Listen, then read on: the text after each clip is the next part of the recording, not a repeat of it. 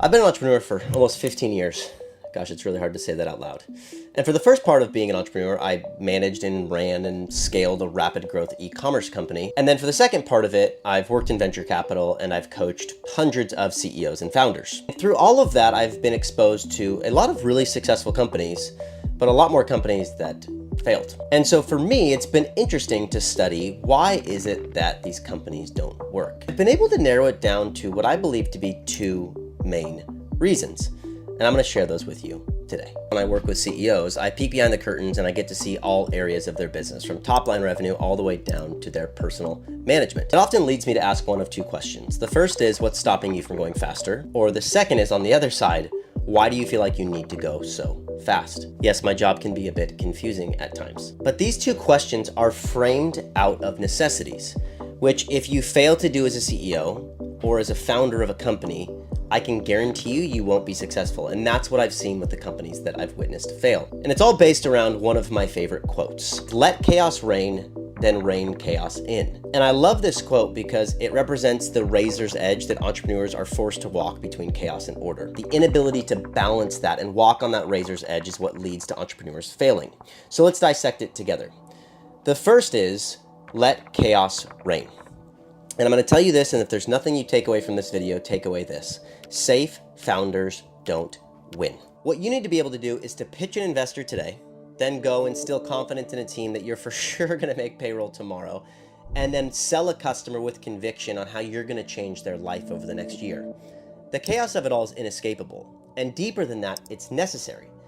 A safe CEO inspires no one, wins nothing, and gets nowhere. This chaos is genuinely vital to discovery, to disruption, to courage, and most importantly, to customer acquisition.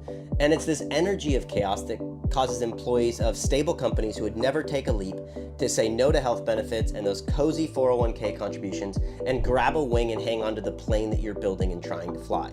Now, if you're somebody who's watching this going, Casey, I'm not a chaos creator. That's not something that I do well. I'm gonna give you 3 ways that you can get better at it, which feels like, yes, very weird advice to give, but we're gonna go ahead with it. The first is understand the mission of what you're doing. Why are you doing what you're doing? Now, you hear a lot of people talk about, oh, what's your mission? What's your why? Genuinely, sit and think, why of all the things in the world that I could choose to do, am I choosing to do this? Entrepreneurship is almost like this illness that you have where you can't stop thinking about this one thing. So then once you've identified what that is, why would you let anyone in the world stand in the way of you doing it? The second way to get better at creating chaos is to think bigger. So right now I want you to think about your company 2 years from now and what you'd like to achieve. Okay, great, think about that. Now I want you to 10x that. That's how big you need to think. I once heard a quote from a founder that was, why do things that are hard when you can do things that are impossible? And it's founders and CEOs who can think that big and are willing to place bets that are that big that create the chaos that's needed to grow fast. And finally, the third way is I want you to ignore the rules. All of the shoulds that you're looking for, I should do this, I should be doing that, I should try this, are going to lead you closer to mediocrity.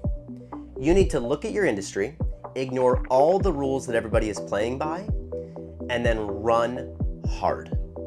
If Uber would have cared about the rules and the shoulds of the taxi industry, they never would have been successful. One example of an entrepreneur that is incredible at creating chaos is Adam Newman, the founder of WeWork. But you can also see that there's a downside to that chaos, and that's the second part of why entrepreneurs fail. You don't have the ability to rein the chaos in. When it's just you, your chaos doesn't hurt anyone but you.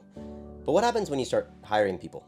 We've all worked for the boss, and we all know right now, probably jumped into your head, of a boss that creates chaos, and we've suffered under the wrath of that constant uncertainty. They're the one that you need to chase down for approval on a piece of creative that they're probably micromanaging, but they don't have 10 minutes to give you focused attention in order to make the decision. We call them bottlenecks. Now, this chaos of it all, albeit necessary, possesses the power to destroy a company, which is why you need to be able to rein it in. The exact behavior that got your company to live, that chaos, could actually be the reason that your company dies. Once you begin hiring people working with other partners, increasing distribution channels, scaling your business, your chaos begins to create collateral damage. So all of those people that are relying on you for guidance, process creation, they're now getting swept up in your tornado. And everybody's swirling around and they're set up to fail, but you're pointing your finger at their inability to get things done, but it's really their inability to make sense of your vague expectations. So here's 4 ways that you can rein in the chaos. The first is get as far ahead with planning as possible. I urge you. Okay, chaos is much less disruptive when applied to product market releases or marketing campaigns when you're 6 months ahead. It's a really nice feeling. It gives your team room to breathe, and then it doesn't slow you down as the leader in your day-to-day when they need approval and you're trying to create the chaos that your business needs to grow. The next is stop giving them vague feedback that confuses them more. You've probably said it needs to be better, or it's just not good enough, or it's not where it needs to be. Or maybe my personal favorite, which is, I don't love it. These are pieces of feedback that I've heard many CEOs give. Maybe I'm one of them. And they are chaos contributors. So what they're gonna do is they're going to confuse and frustrate people who genuinely want to do a good job for you. And now, instead of them executing and getting stuff done, they're trying to track you down and find 10 minutes from you to understand what it was that you meant. Give direct, clear feedback in short bursts of focused attention so they can get to work implementing the changes that you want. They don't need to follow up with you. They know what it means to be successful, and then you can go return to your chaos. The next is stop trying to do everything. Doing more is not synonymous with being a visionary. It's actually more of a distraction. So based on your simple vision and the plan that you've created with your team, agree with them on the desired outcomes and then channel your chaos towards specific outcomes. My co-founder, who was more the chaos in our partnership, used to ask me to help him channel his chaos by clearly pointing him in a direction and letting him go use his chaos for good. That's a way that you can try and manage it with your team. But it doesn't help when the chaos is aimless or you as the CEO are not willing to have the chaos be tamed. The next is you have to find a team that you trust. You'll never harness the chaos if you don't trust the team that's asking you to slow down. Trust is the critical foundation of every good relationship. So what can you do? Hire people who you want to change for and adhere to processes for because you genuinely trust that they want what's best for your company and that they may know better than you in some areas. Now, the balance between creating the chaos and managing the chaos, reining it in, it's an art form. It's not really a science, and it takes a lot of time to develop. After watching today's video, what I want you to do is ask yourself, am I more on the chaos creator and I need to figure out how to rein myself in? Or am I playing it way too safe and I actually need a little bit more chaos in my life? Then once you answer that, get with your team if you have a team, have them give you feedback around ways that you can try and improve in those areas, and then think to yourself, how can I try and create a little bit more balance here so I don't end up like one of those companies that Casey has seen fail. Thanks a lot for watching. If you like this video, please subscribe to the channel, and I have a few more recommendations of other videos that you can watch.